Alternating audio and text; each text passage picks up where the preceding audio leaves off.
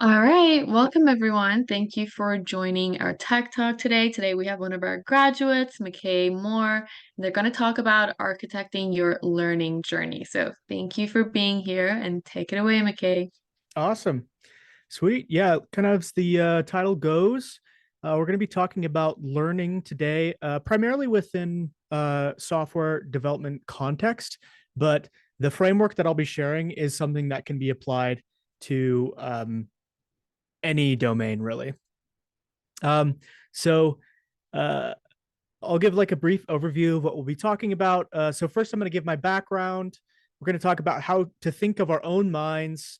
I'll describe some theories for learning, um, and then we'll go through some examples, making concrete, and then talk about conceptual versus procedural. Give some more examples, and then I'll talk about the learning landscape generally, and some ways to navigate that. So for me, I graduated from the Tech Academy. It was April of 2022. And before that, from 2019 to 2021, I was doing a degree in psychology uh, from BYUI in Idaho. I was planning on going to get my master's degree in counseling. And then I decided that, if I were to get my master's degree in counseling, then I would pretty much start a private practice after I graduate. And then that would sort of be my story for the next 20 years. And so I decided that I would, um, instead of just going to finish my degree and go to a master's program, I decided that I was going to go and learn how to code. So I went to the Tech Academy. I did I think it was like the full stack software developer boot camp or whatever. Um, I started that in December of 2021, and then finished around May, April, and then was able to get a job in the area thereafter. Um, and so since then, I've been working at that position. They're called GoEngineer. They are uh, a software reseller.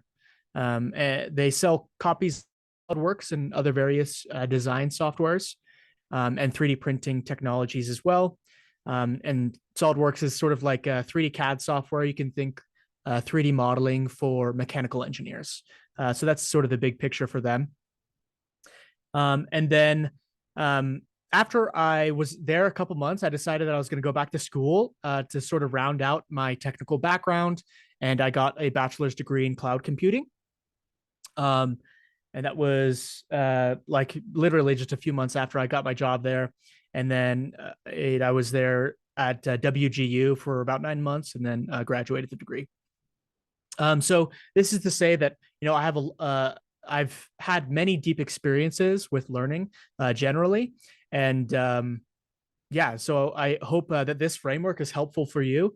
This is something that I've been working on, and that I actually plan on building an application that attends to this better than the current setup I have. So that's kind of exciting. So first off, we'll talk. Oh, and I guess actually, as we go through, if you have any questions, I'm gonna see if I can. Let's see. Because right now I'm not seeing any place where I'd see the chat. Okay, here we are. So I'll just put this guy right here. So if we have any questions, if someone could just send a message in the chat so know that where it's going, you'll need to specify the meeting group chat.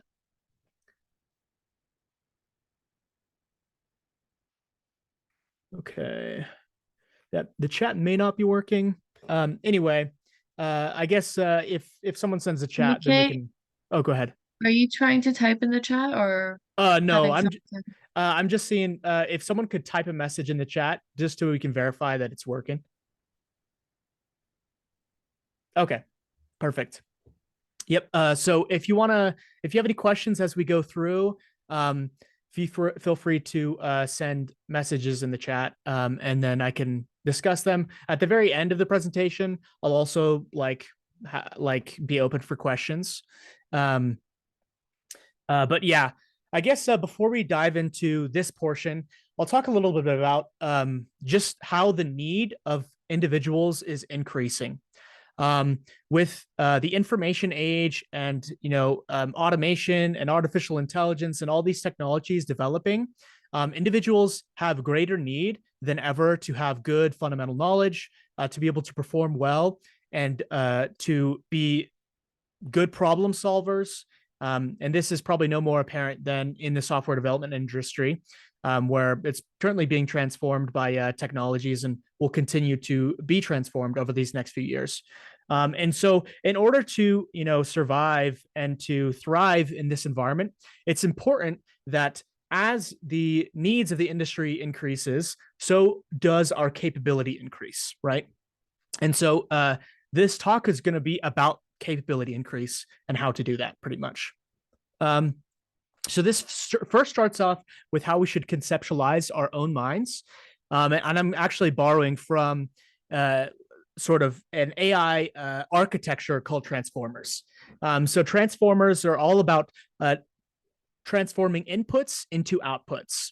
And the quality of that entity, that transformer, is in the context that exists within that transformer. How well can it transform inputs into the appropriate outputs, right?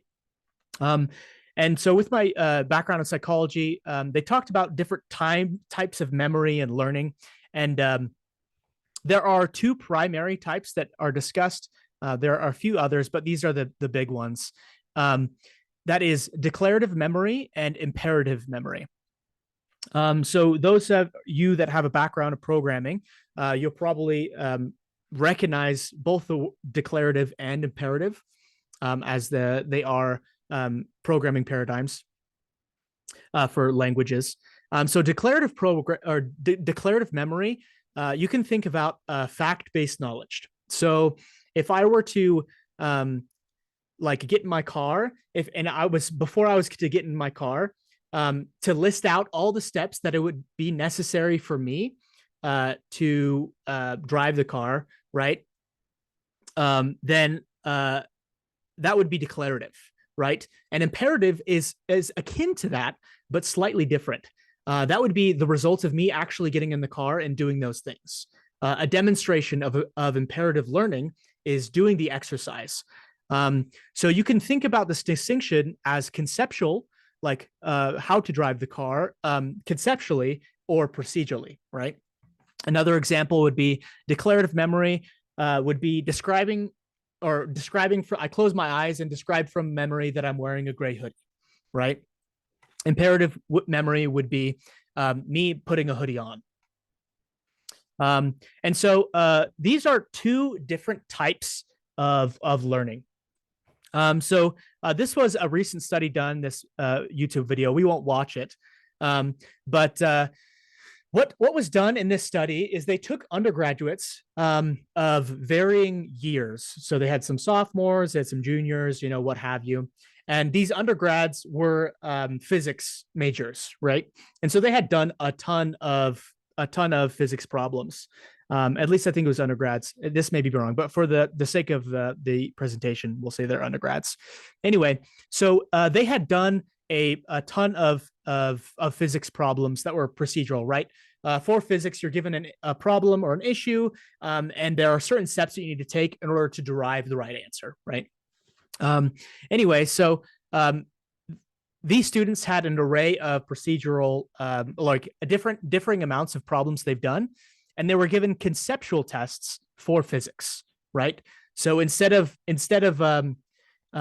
being about the math and about procedurally taking steps to get the answer, it was about conceptual ideas. So instead of identifying the velocity or force of a particular thing, it was like, okay, if I have a shopping cart going this way and a ball gets thrown up from the shopping cart, without accounting for air resistance, what happens to the ball? Does it go up and straight down? Does it fall out of the cart? What sort of things occur in this situation? Testing their conceptual knowledge, right? Okay, and so what do you guys think the results were of the study? So they had done a lot of procedural stuff. How do you think that correlated to their conceptual understanding of physics? And you can type in the chat or give some. Uh, you can be vocal, unmute yourself.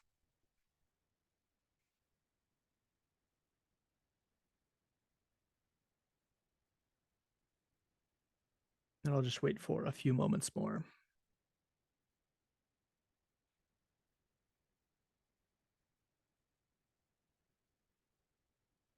Okay. So for these physics problems, they found that aptitude on procedural problems had no correlation with aptitude on conceptual problems. So there were students that were very good at getting the right answer through a series of steps, but they had no ability conceptually to understand. That is the difference between doing the thing when someone was proficient at doing the thing, they were not always proficient at thinking about the thing.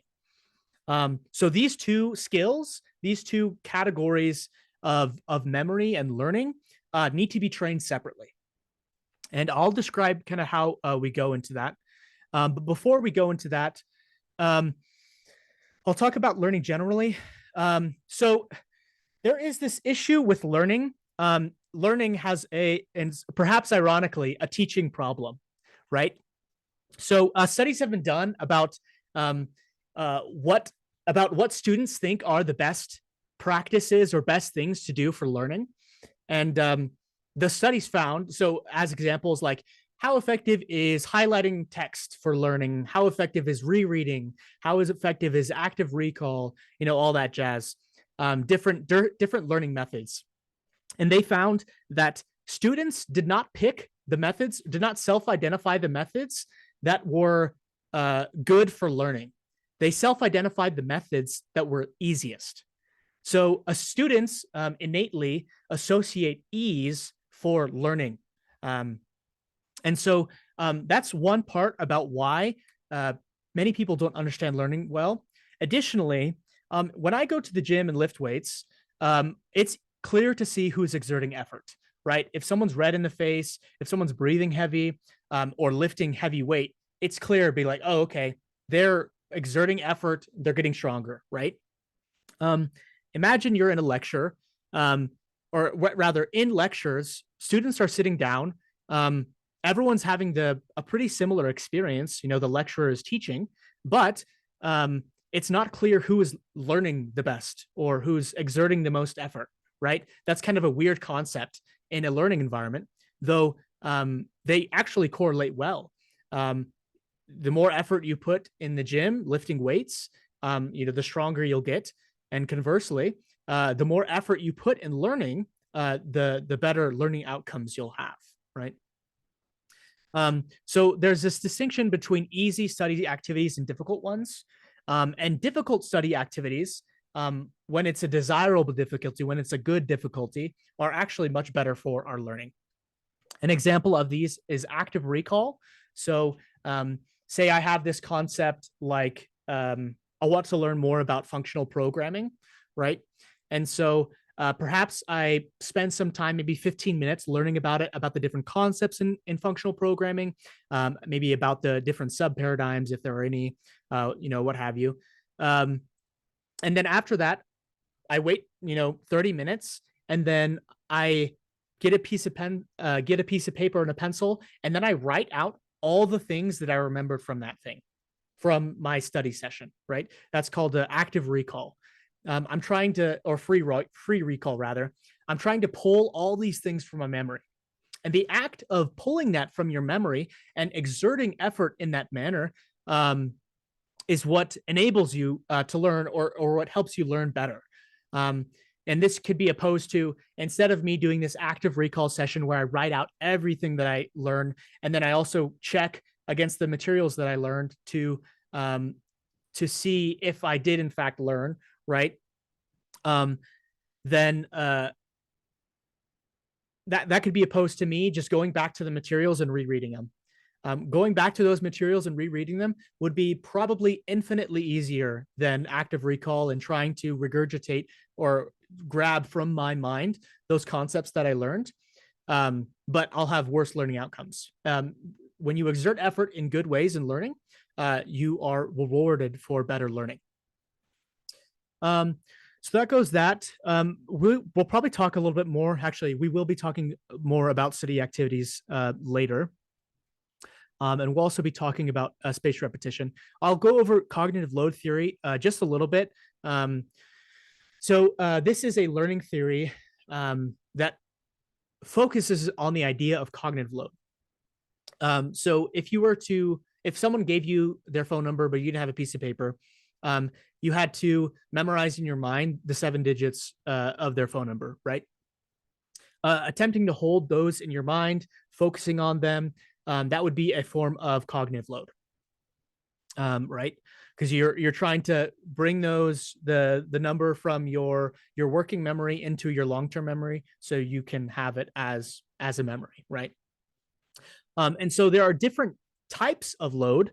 There are some types of load that are beneficial, and then some types of load that are not beneficial. So extrinsic cognitive load would sort of be anything that increases the cognitive load, makes it more difficult to learn, that is in the environment or in the teacher's teaching methods or something like that. So if while you were hearing the number for the first time or while you're trying to memorize it, someone was counting up from 1 to 10 and then 10 to 1, just back 1, 2, 3, 4, 5, 5, 4, 3, 2, 1, whatever. It would be more difficult to memorize that number, right? Because you have someone who's just going off the rails with numbers while you're trying to memorize the correct sequence of them. So that's extrinsic cognitive load. You want to reduce that as much as you can in learning. So this means getting distractions put away, and then just focusing on the task at hand. Intrinsic cognitive load is the cognitive load associated with that concept that you're learning. So if I were to teach you, 2 plus 2 is 4, that's a fairly simple thing to learn. And so it has relatively low cognitive load. But if we were going to dive into like multivariate calculus right now, and we're going to start talking about all that jazz, those concepts found there have higher intrinsic cognitive load just because they're more difficult to understand. So that's what that is. And then germane cognitive load is the third type of cognitive load and is important for learning and in learning. Germane cognitive load is the load associated with bringing things from your working memory. You can think what's occurring in your head at the time while you're learning into your long-term memory. It's the process of that transition from something you just listened to or heard into something I can recall later. So when you increase germane cognitive load, then it's beneficial. I'll give some examples for that. So when I'm in a lecture or when I'm learning on my own, if I were to think about things like how does what I'm learning now how is it different than another concept I know? So if I'm learning functional programming, how is functional programming different than object-oriented programming? That question and the associated effort that I exert in thinking about that question would increase my memory of functional programming, because not only am I need to isolate my understanding of functional programming such that I could even compare it to object-oriented, but it also connects these two according to their differences, right? If you think of the knowledge in your head as a web, then when you compare and contrast something, it sort of connects those two ideas. Another thing, if you were learning something, perhaps thinking about, okay, what is the lecturer going to say next, or what is the next topic that the documentation is going to talk about, right?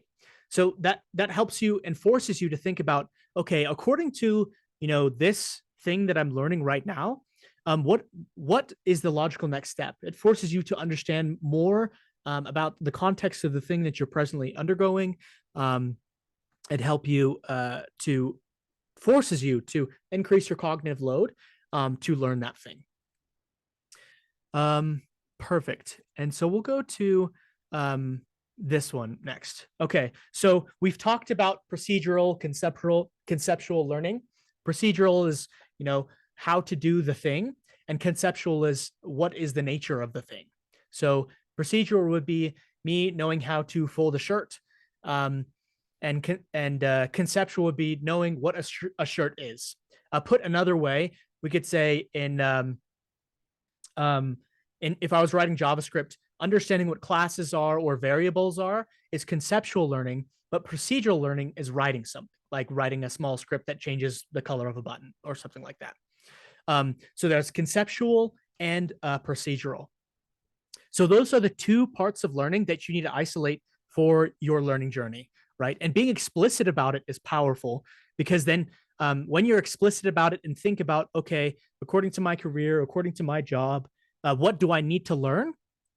Then you can, you identify those concepts, you identify the key activities that you need to get better at, and then you can say, okay, I'm going to practice these things, or I'm going to learn these things, and come back and say, okay, what now do I need to learn? And you can review and track your progress in that regard. So it's conceptual and it's procedural. So after you're going to make a list of these things, you're going to use tools like Anki. We'll talk about that in a bit. And I didn't forget. I always bring up Anki in my presentations, and this presentation is no different. Let me tell you. And then you're going to be practicing these key activities. Okay, so for conceptual learning, memories, or let's see, I guess generally memories fade, right? I think everyone can agree with that. Let's go back to the example of the phone number. I think probably everyone's had an experience of forgetting a phone number, right? You're trying to remember it, but it just slips your memory, and you're not able to recall, right? So here's a graph that kind of describes a concept. This is called the forgetting curve, and also includes spaced repetition. So when you first learn a subject, I'm not exactly sure if these how fast these decrease are accurate, but it may be even more drastic than this. This is just to elucidate an idea. So this is called the forgetting curve. So when I learn a thing initially, after I learn the thing, I will begin forgetting that thing almost immediately. Humans are very good at learning, but we're even better at forgetting, which is sad, but it's also helpful. You don't want to learn or to remember everything you see. So after I first learn something, it quickly drops, and I began losing memory of that thing, or understanding, or knowledge of that thing, right? And in order to combat that, we use repetition or retrieval and review to relearn that thing. All right, that's not controversial at all. If you want to learn something and you forgot it, just relearn it again, right? And so we relearn this thing, and of course, it happens again. A couple days elapse, and we forget the thing, or forget a portion of that thing again. And so the solution is to again relearn. And then we kind of continue on this process of forgetting and relearning until we have sufficiently mastered the thing. When you interact with someone who's been in their career for 20 years, their daily activities, they have down like no problem at all. They are able to do all this stuff because they've been doing it for so long. They've worked in this forgetting, learning sort of pattern until they just have memorized it. If you'll notice, this is something important. As you continue to learn, this slope levels off, right? So not only does it more time elapsed between the days you learn, but when you relearn the thing, you forget less quickly. So that's important. And so for this thing, if we go back to the idea of cognitive load, of how exerting effort in learning is a good thing, there's actually benefit to learning something and then taking a period of time and then taking effort in learning that thing again, right? So we're increasing cognitive load, and us forcing ourselves to relearn that thing helps us in retaining that thing over time. Okay. And then let's talk about how Anki works. So I'll just legit open the Anki application right now. It's a flashcard app. And with this flashcard app, you have decks, right? Everyone's probably used flashcards before. You have a question on one side, you flip it over, or you think of the answer, you flip it over, and you've determined whether or not you have gotten the correct answer, right? So we'll go in here, see what our first question is. This is for IT and computer science. What does MTBF stand for in regards to device service? This end of the question doesn't really make a ton of sense. This is mean time between failures. So how long does a device take before it breaks on average? So if you show the answer, yeah, I got it right. Everyone applauds and I, wave and exit scene right. So that's good. I got it right. If you'll notice when I showed the backside of this card, they had different time scales. This one's 1.6 years if it's easy, less than 10 minutes again. Like, what do these mean, right? So when I review this card, if I view it correct, if I'm able to get the correct answer, like this right here, the next time I review that card is in 1.6 years. So I've been doing Anki for 2 years now. And so a lot like this is something a card I made, like, I don't know, like maybe a year and a half ago or something like that. So if I remember the thing, it pushes it out far further into the future. And if I am not able to remember the thing, this factor right here drops. So instead of going 1.6 years, 6 months, right? I'll see it sooner. What the effect of this is that for those ideas or cards in this case that I don't know well, I see them more often, right? And for those things that I know well, I don't see them as often. So if we can turn back to this right here, if I know something well, then it's going to be pushed out further because I don't need to see it again, right? But if I am struggling with the concept or don't understand it very well, I'm going to see it more frequently. And what this enables you to do is it enables you to not only identify all those things, those concepts that are important within a particular discipline, but it also enables you to have pretty good mastery over a broad set of knowledge, right? So this is for HTML and CSS. And this enables me to remember what VW is, right? This unit. And so when I'm working, if I don't understand a concept of something that I'm interacting with, I will make a card of this thing, right? And do we have any questions so far as we've gone up to this point?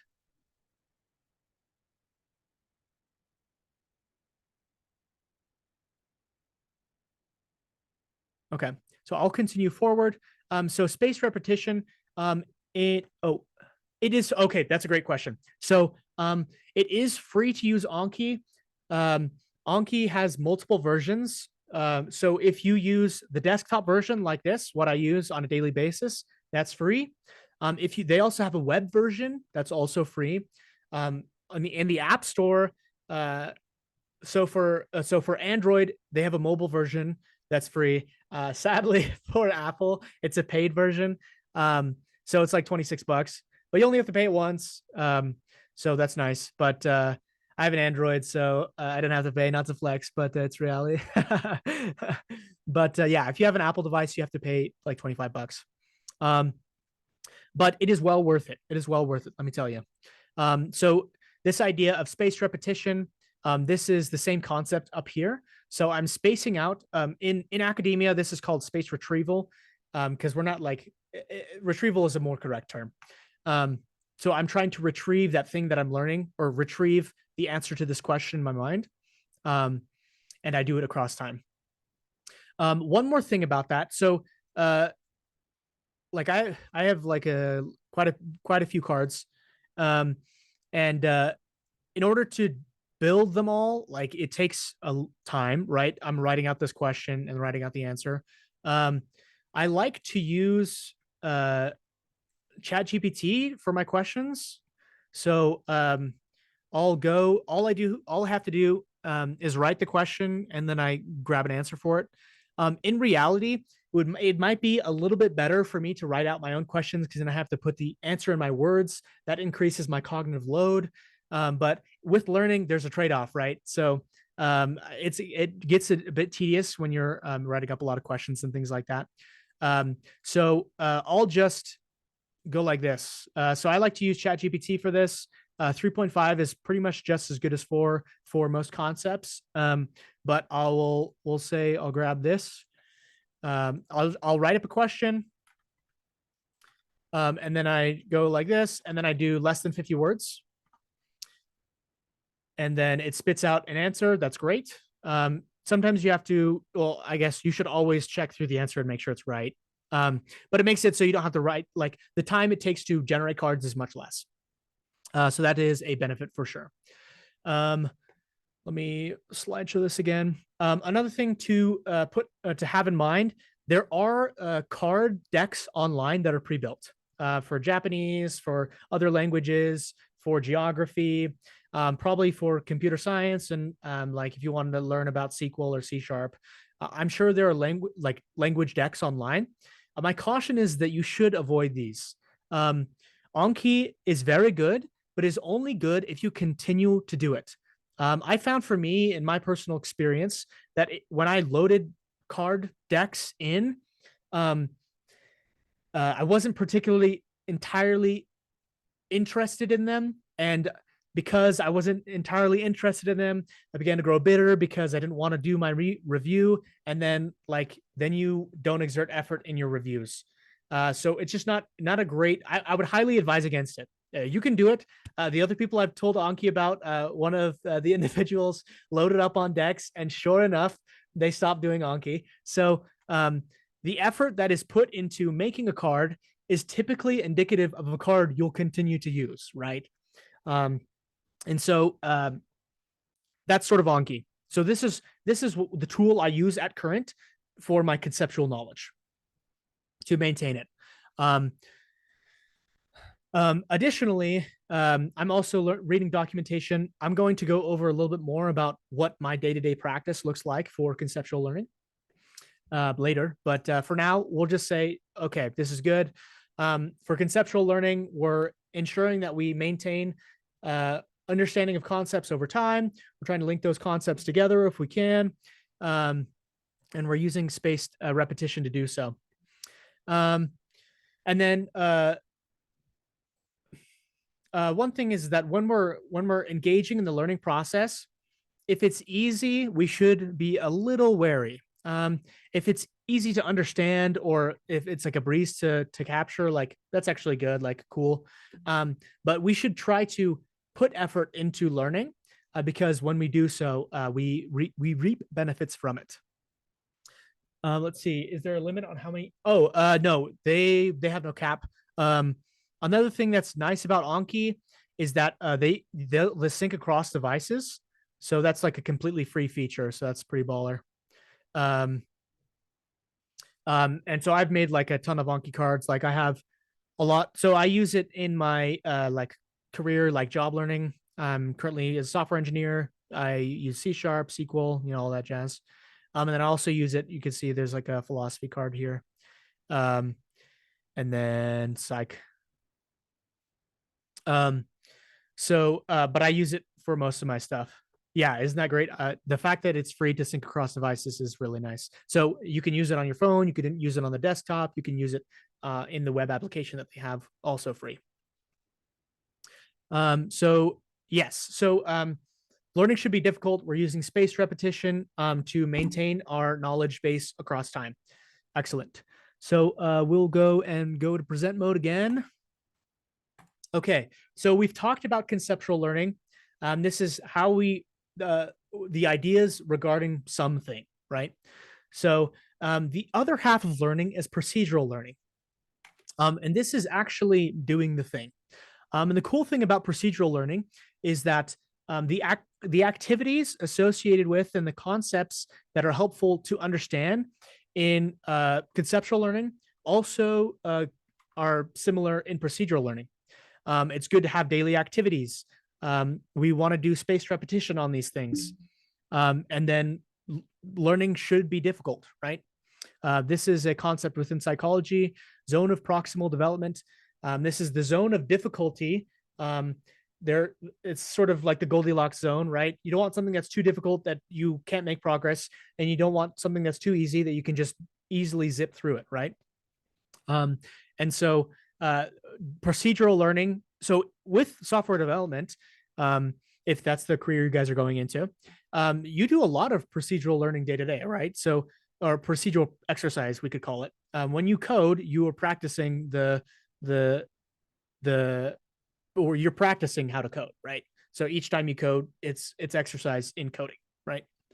And so that's good. I do supplement that with technologies I use less, but are still important for me to know. So for me, um, again, I work in C Sharp, JavaScript. Um, I have to do some SQL stuff sometimes when I'm interacting with the database. And so, but I was finding that I don't get enough practice day to day to get to a level of competency that I wanted to be at. And so, what I did is I spend like 10 or so minutes each day um, working on some problems. And I'll go, as when we go into the concrete section, I'll talk a little bit more about that, what that looks like. Oh, and we're here in the concrete section. Perfect. um, and so for conceptual learning, you want input of information, and then you also want to retain knowledge over that information. If we want to get better at any discipline, we need to spend time each day getting better, right? Learning new information, learning new concepts, maybe thinking about them in different ways. And then we also want to spend time each day to maintain capability on the things we know, right? And so this is 10 minutes a day reading through docs, learning something new, and then also using Anki to ensure that you don't forget them. Fairly easy for conceptual learning. And then in your daily practice of work or whatever, if you come across the concept that you don't understand, and you consistently come across it, or even if you don't, like maybe spend some time to learn about that thing so that you can use it more effectively in the future. Procedural activities. Again, so this is writing code, writing a SQL script.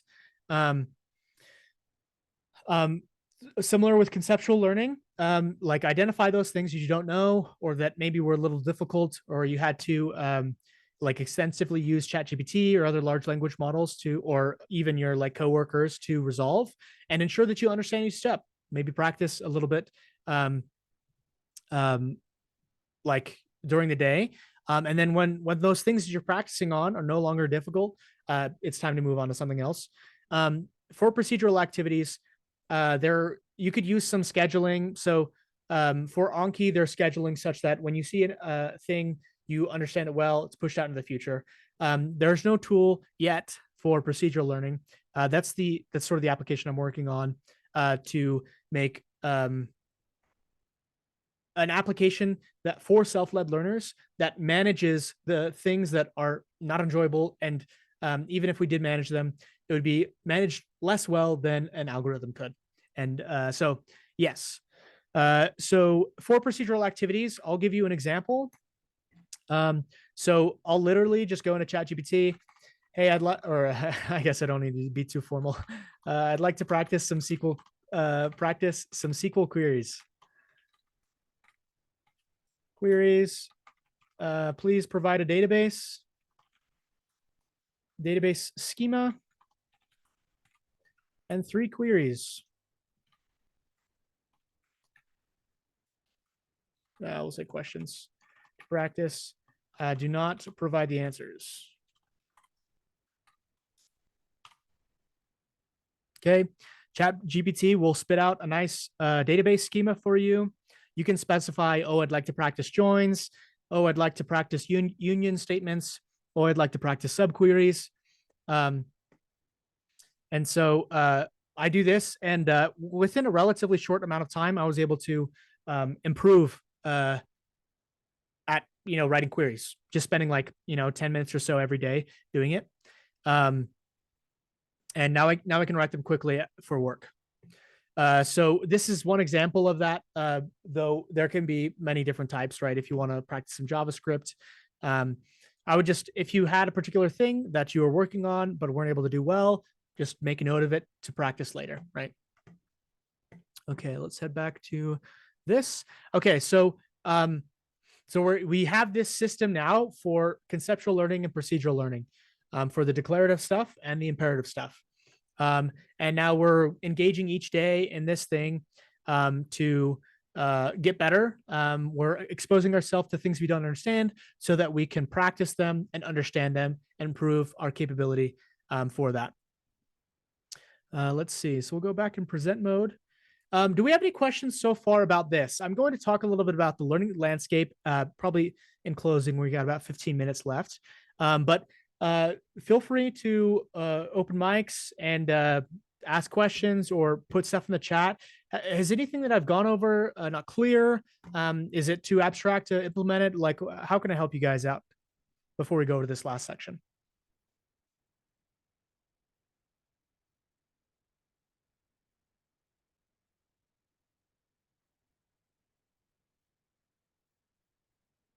And if we have no questions, I can just move on to the next bit.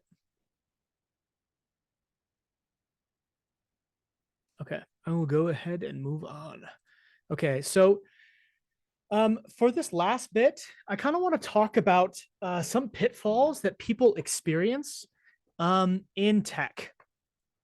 And it has to do with layers of abstraction. So abstraction means, encapsulating something in an interface that's easier to use typically. So if I'm talking about Git, the version control tool, I could use the command line version of Git, and then I could use the desktop version of Git, right? So those are two options. The issue about layers of abstraction is there are good abstraction and there are bad abstractions. So and the good abstractions, they give all the benefit of the lower level experience, but abstract away some messy parts that are to deal with. Bad abstractions, when you move up the abstraction chain up to a higher level of abstraction, you lose functionality from the lower level one. And I'll give an example of this, because talking about abstractions it's not always clear. Okay, so I don't know if you guys have heard of Postman. So it's for testing APIs. You see here, we can do different types of calls. So we could go like Google, .com or whatever, and this just sends a GET request to Google. And we just got the HTML from Google, right? So you can see I'm feeling lucky. Yep, that's Google.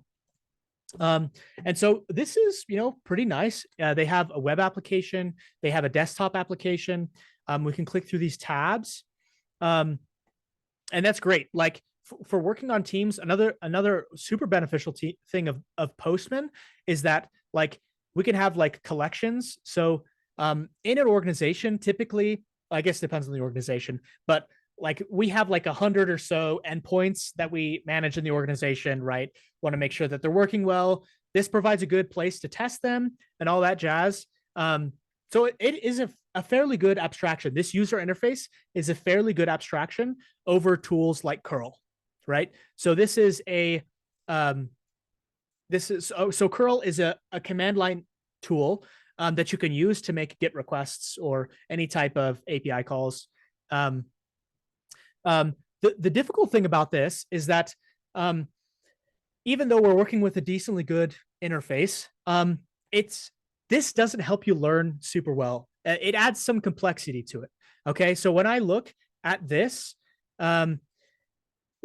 here, we have Google, right? Okay, and so for this one, it's a simple request to get like, this is like easy as can be, right? But if I were to have like authorization that I had here, or different headers that I had here, or I had to send some detailed body information, when I look at this, I only see params or I only see authorization. All of this is not abundantly clear. So when I look at this, I can see, oh, okay, we have authorization and a bearer access token. Okay, our content type is application.json. We have a custom header here. We're saving to this file name .txt, and this is the endpoint that we're hitting, right? So there's a lot of clarity in looking at this curl statement. And so, yes, there's benefit to using this interface. And in teams, like I would say, you probably want to use this. But you lose a lot of understanding about this. I worked with this is a personal example. I worked with Postman for a while, and I didn't ever really deeply understand what was happening. When I had an issue that come up, I really couldn't resolve it super well. Like it's like, oh, am I missing a header? Like, oh, maybe some authorization stuff, because like the full expression of a call is not immediately clear to you when you're looking at this UI. It hides those implementation details, but in such a way that you don't learn the thing, right?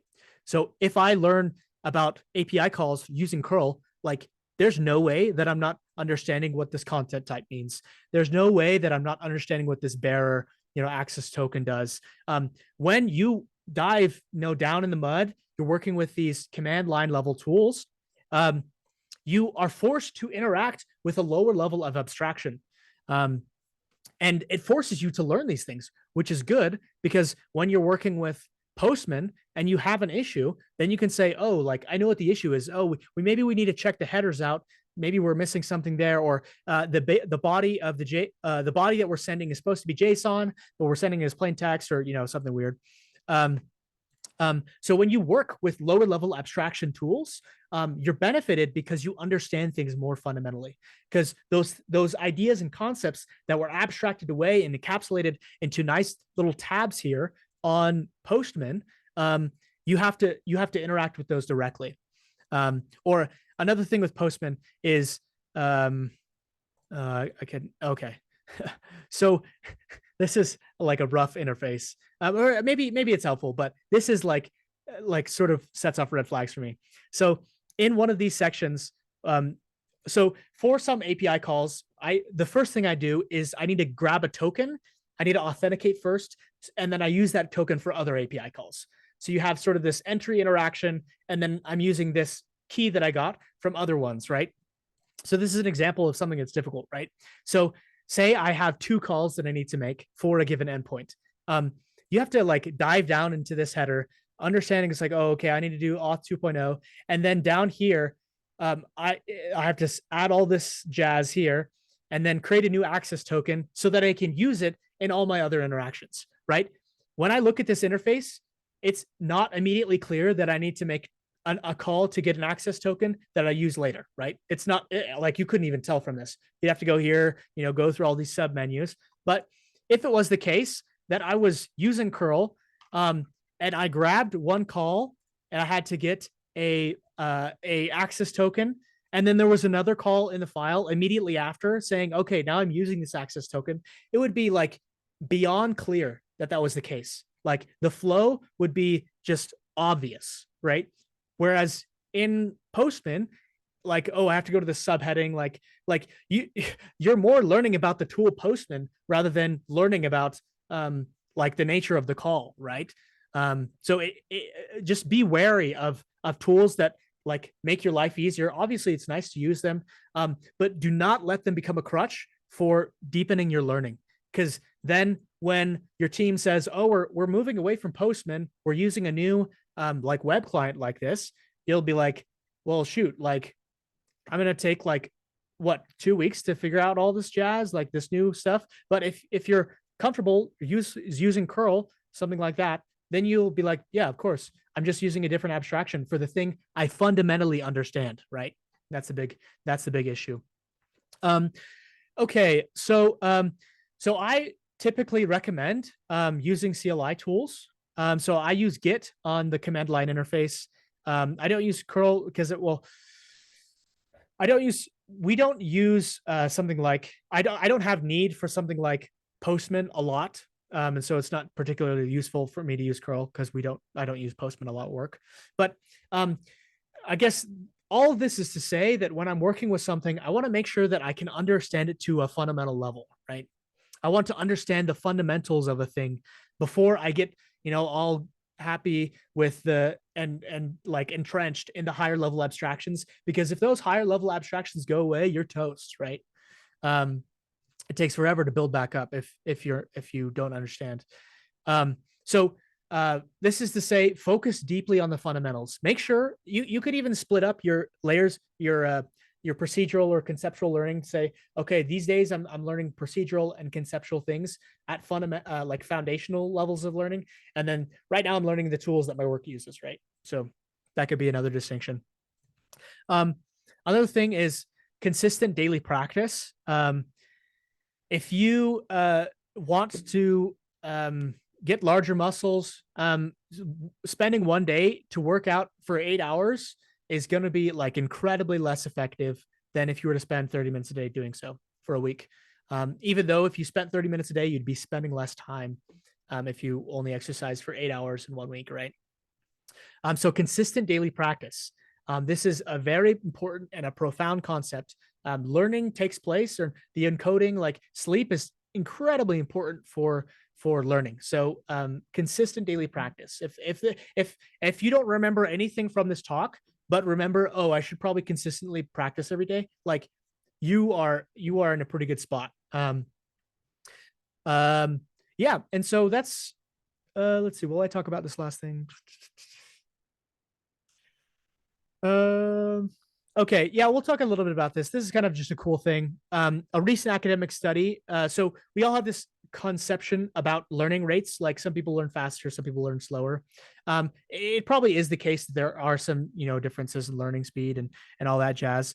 But one thing they found was when they took into account previous knowledge, a lot of the differences in learning rate like disappeared. So they had students, they tested on how much they knew previously. And for those concepts they were learning, those that had greater background knowledge learned quicker, right? Because they had more exposure to things that were similar. So this is just to say, like, learning is good because learning helps you learn things, and then learning helps you increase your rate of learning. So it's like a win-win. If you ever want to get good at something, um, putting effort into the thing that gets you good faster is good, right? You want a J curve. So yeah. So this is just kind of like a video that goes to that. But that is my presentation. I hope it's been insightful and instructive for you guys. Do you have any questions for me or anything you guys like to talk about? I can stop sharing my screen now. I know we have just a couple minutes left, but if you guys have any thoughts, you're more than welcome to say so. All right, Mickey, that was a great presentation, by the way. Thank you. Very informative, a lot of resources. I do have a question. When are you going to get your Anki sponsorship? Right? Yeah, serious. I toot their horn pretty often. Pretty good service. Mhm. It looks like Sherry has a question. She Can you says, add can other you languages? add other languages to Anki? Yeah. So this is for like learning languages, or is it like having like the default be a different language? Anki is a really powerful tool, and it's really popular among medical like homies and language learning peeps. So um, yeah, it's very capable. Like people use it for learning all sorts of stuff. So there's a lot of support and a lot of add-ins for Anki. Yes, you can add like pictures. Um, you may have to draw your drawings in Paint or something like that, and then bring them in. But yeah, JPEGs you can throw them in there, and then you can also even do like audio recordings as well. So there's that. All right, great. Any other questions? Okay, well, I will share your LinkedIn page with everyone in case Perfect. someone else uh, can't think of a question right now, but comes up with one later. Mm-hmm. Let me just quickly pull up your page. And then also, just so you guys know, we are recording this, and I'll share the link to our YouTube page again, but I will probably post it either later tonight or tomorrow. So you'll just have to um, make sure you go back to the YouTube page to watch this back. Yes, Sherry, I can send some other examples. So I'll just send like question and answer. Um, this is that send. Okay. Um, so the idea for the cards is that you want it to be like atomic ideas.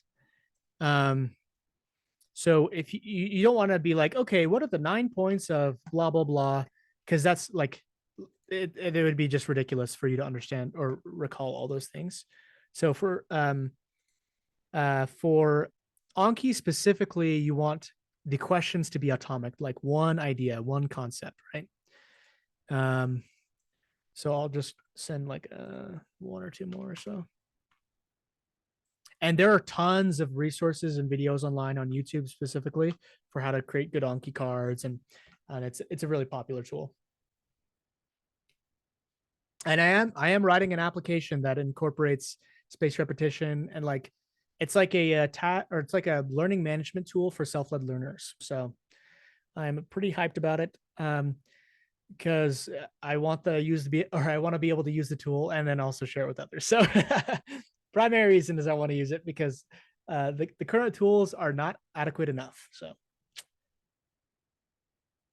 Oh, that is great. mm-hmm. Can't wait to hear about it in your future tech talk. Right, yeah, of course, of course. All right. Well, it looks like we don't have any more questions in the chat, but I did leave McKay's LinkedIn in there, so feel free to message him if anything comes up. Also, I shared our YouTube page on there. We'll be posting this recording again either later tonight or tomorrow, so go ahead and look at that later on. But thank you all for joining. Thank you, McKay, for an awesome Mm-hmm. presentation, and I hope everyone has a great Friday and a great weekend. Bye. Okay.